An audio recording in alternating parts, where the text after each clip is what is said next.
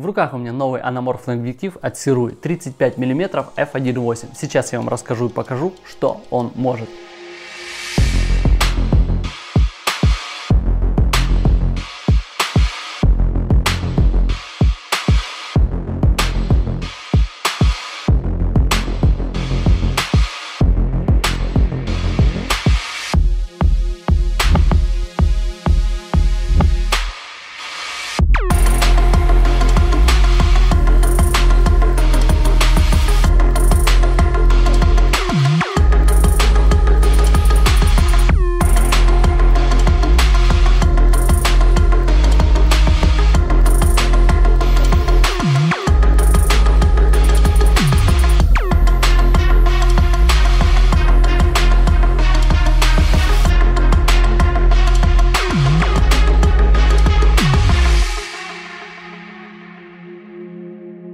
Всем привет, меня зовут Слава. Сегодня весь интернет пестрит обзорами на объектив Sirui 50 мм.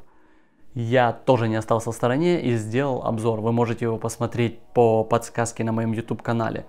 После этого видео со мной связались представители Sirui и предложили одним из первых потестить их новинку 35 мм f1.8. Я, конечно же, согласился, и вот мы с вами сейчас здесь.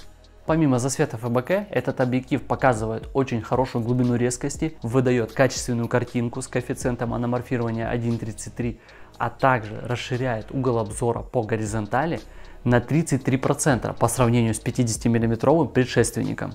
С сегодняшнего дня, с 3 августа, на платформе Indiegogo Sirui запускает предзаказ на свою линзу 35 мм по цене $599. Их будет ограниченное количество, всего 1000 штук. Переходите по ссылке в описании. Сейчас мы посмотрим, как поставляется этот объектив. Красивая белая коробочка. Как всегда, внутри самой коробки есть небольшая коробочка с инструкцией, чехлом для транспортировки.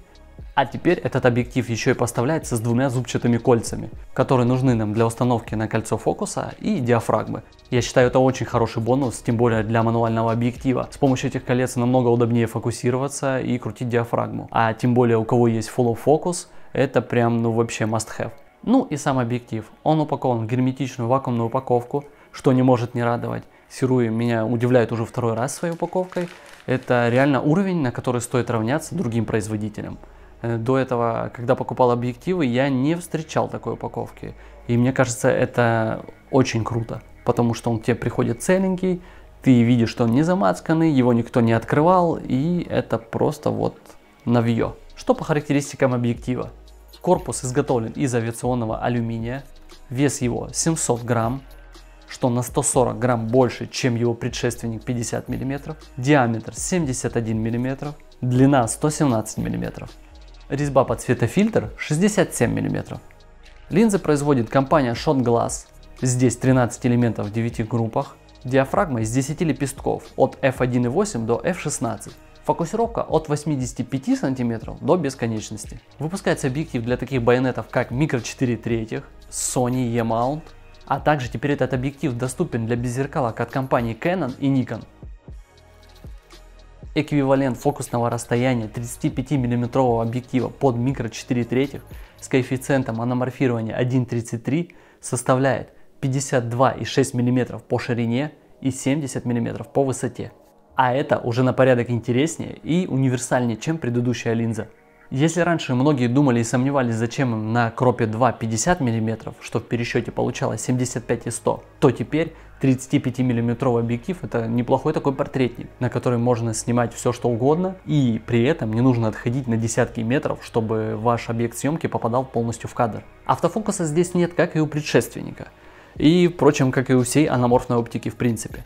Я часто использую этот объектив вместе со стабилизатором Moza Aircross 2 в связке с iFocus M, что дает мне возможность фокусироваться с помощью колеса на стабилизаторе. А чтобы наверняка не промазать по фокусу и видеть сразу растянутую картинку, я пользуюсь накамерным монитором или же дисквиз режимом на самой камере. Как растягивать видео на камере, мониторе, а также непосредственно в самой монтажной программе я рассказал в предыдущем видеообзоре на 50 мм. Ссылку я оставлю в описании и в подсказках, можете перейти и посмотреть. На GH5, Zcam и Blackmagic есть очень полезный режим, называется он OpenGate. Это когда картинка берется со всей площади матрицы. То есть матрица размером 4:3 записывает картинку полностью, мы растягиваем это видео и получаем 16:9. Картинка без каше. На других камерах будет проблемка. Получается, сразу картинка берется 16:9 и уже с каше. Но если не использовать этот режим на GH5, а снимать, скажем, в режиме Slow-Mo, то картинка будет 2:4:1, как и у всех, с каше. Я думаю, вы уже догадались, что практически весь обзор снят именно на эту линзу. Здесь есть характерный вот этот синий засветик. А сейчас мы поставим объектив Lumix 25 мм f1.7, чтобы вы увидели разницу. Ну а теперь мы поставили объектив Lumix 25 мм f1.7.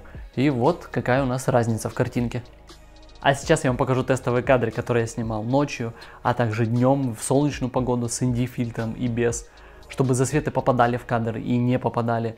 Тест перевода фокуса с одного объекта на другой. В общем, смотрим.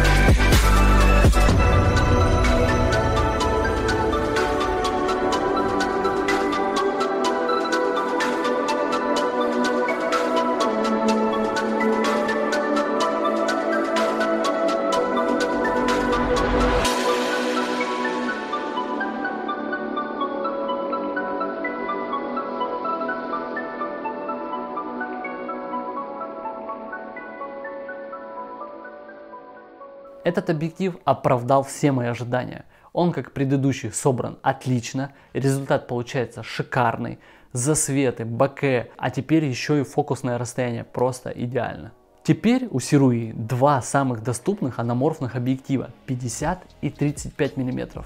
а это уже очень хороший набор для съемки какого-нибудь проекта.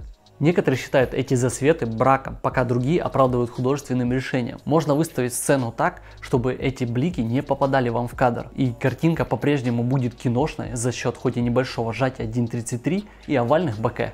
Сируи во второй раз нам доказали, что анаморфный объектив может быть доступным и легким. Мы можем использовать его с вами на трехосевых стабилизаторах, при этом не затрачивая тысячи долларов на покупку анаморфа и оборудование, с помощью которого мы можем пользоваться им. Официальный представитель Сируи в Украине – компания Big Sale. У них сейчас есть в наличии 50 мм, и я уверен, в скором времени появится 35 мм. Переходите по ссылке в описании, у них есть еще куча разного оборудования для фото и видеосъемки.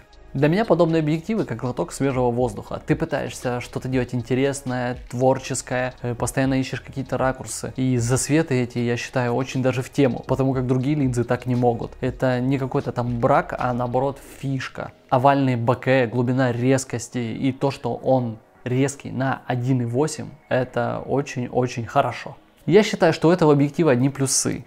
Из минусов могу только отметить, не хватает объектива подлиннее и какого-то ширика, чтобы уже был полностью вообще набор, с которым можно идти снимать бюджетное кино, там на Blackmagic, либо Zicam, в Ravе, и еще и на такой дешевый анаморф. Если у вас остались еще какие-то вопросы, пишите мне их в комментариях, я обязательно на них отвечу. Всем спасибо, пока. Выдает качественную картинку с качественным...